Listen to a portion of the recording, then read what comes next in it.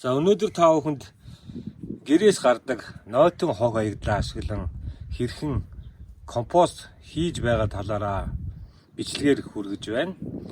Температурын хувьд 54 градус хүртэл харж байна. За хөөсөлтөр савнд хийдэг учраас дулаан алдагдлыг багасгахын тулд хөөсөлтөр савнд хийдэг.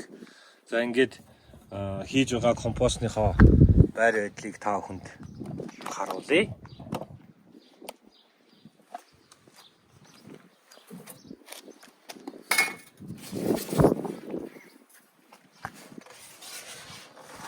Нэг иймэрхүү байдалтай байна. За энэ бананы хальс байна. За энэ сонгоны хальс. Энэ байцаа юм шиг байна ингээд.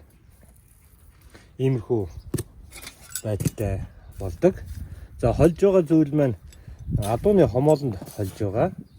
За ингээд үүнийг бол өдөр болгон хутгаж өгөх шаардлагатай. За нойтон хог хаягдлаар компост хийхэд тулгардаг нэг асуудал бол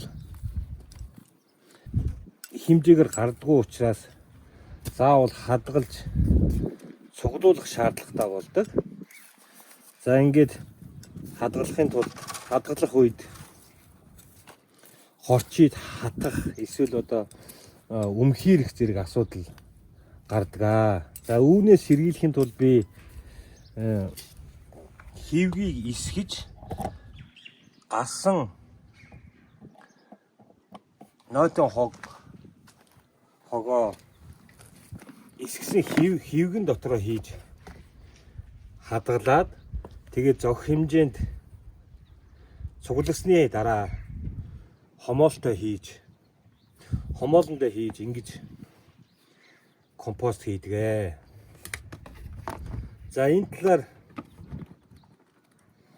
би 3 удаагийн сургалт хийхээр бодож байна. Тэгээд сургалтанд оролцох хүмүүс хүсэлтээ илгээгээрэй.